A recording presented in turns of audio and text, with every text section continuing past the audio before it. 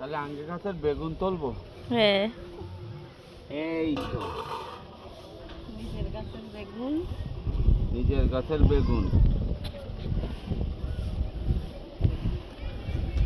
ও কত বড় বড় বেগুন। কটা হয়েছে? দুটো। এর আগে তো আরো হয়েছিল, সেগুলো তো খাওয়া হয়ে গেছে। হেভি বড় বড় বেগুন। আর কি সবজি নেব?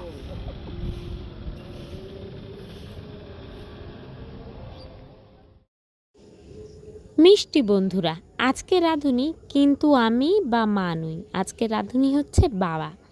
তাই ছাদের ওপর থেকে সবজিগুলো তুলে এনে কেটে ধুয়ে সুন্দরভাবে পরিষ্কার পরিচ্ছন্ন করে গুছিয়ে নিয়েছে সব কিছু।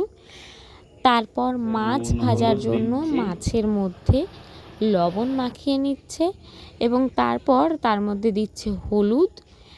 লবণ এবং হলুদ মাখিয়ে মাছটাকে কিছুক্ষণ রেখে দিলে মাছটা খুব সুন্দরভাবে ভাজা হয় এবং একটু ভেঙে যায় না। এরপর উনুনে কড়াই বসিয়ে কড়াই ভালো মতো গরম হলে তার মধ্যে বেশ কিছুটা পরিমাণে তেল দিয়ে দিলেন। তেলটা গরম হয়ে যাওয়ার পরে কিন্তু মাছগুলো দিতে হবে। তেলটা ভালো মতো গরম হয়ে গেছে, এখন এক এক করে সব মাছগুলোকে তেলের মধ্যে ছেড়ে দিচ্ছেন। অনেকটা পরিমাণে তেল দিয়েছেন যাতে সবগুলো মাছ একবারেই ভাজা হয়ে যায়। মাছগুলো ভাজা হয়ে যাওয়ার পরে সেগুলো সব এক এক করে উঠিয়ে নিচ্ছে। মাছগুলো উঠিয়ে নেওয়ার পরে আরও কিছু পরিমাণে পুঁটি মাছ রয়েছে, যেগুলো বাবা এক এক করে সব ভেজে নিয়েছেন। মাছ ভাজা হয়ে গেলে এখানে বেশিরভাগ কাজটাই হয়ে যায়, কারণ আজকে খুব সহজ সুন্দর একটি রেসিপি হতে চলেছে, বেগুন আলু মাছের ঝোল। তো এখানে মাছ ভাজাটাই সব থেকে গুরুত্বপূর্ণ কাজ। এই ধাপটা হয়ে গেলেই খুব রান্নাটা খুব সহজে সম্পূর্ণ হয়ে যাবে। তো বাবা এখানে পুঁটি মাছগুলো ভেজে নিয়েছে, সবগুলো উঠিয়ে নিচ্ছে এখন। এইবার উঠিয়ে নেওয়ার পরে বাবা তার মেইন রান্নাটা শুরু করবেন। এখন মাছগুলো সব রাখা আছে, এবার জিরে নিয়ে নিয়েছেন, গরম তেলে জিরে ফোড়ন দেওয়া হয়েছে। এবার তার মধ্যে কাঁচা লঙ্কা এবং আলুগুলো নিয়ে একটু ভাজা করে নেওয়া হবে। আলুর মধ্যে কিছু লবণ দিয়ে দিলেন এবং হলুদ দিয়ে দিলেন। এবার আলুটা একটু ভাজা হবে, তারপর বাবা এর মধ্যে বেগুনটা দেবেন।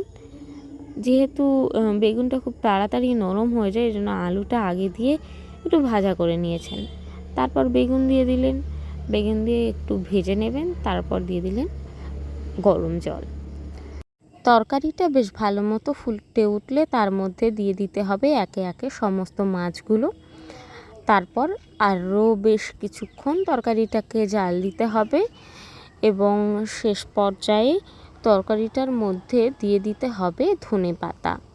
ধনেপাতাগুলো একদম লাস্টে দিতে হবে যাতে সুন্দর একটা ফ্লেভার তরকারির মধ্যে থাকে। বাস তৈরি গরম গরম আলু বেগুন দিয়ে মাছের ঝোল। এই আবার কড়াই বসিয়ে দিয়ে তাতে দেওয়া হয়েছে তেল, আর তেলের মধ্যে দিয়ে দিয়েছে সর্ষে। সর্ষে দেওয়ার পর তাতে বেশ কিছুটা লবণ দিয়ে দিতে হবে। এখন বাবা রান্না করবে টমেটো আর আম দিয়ে টক।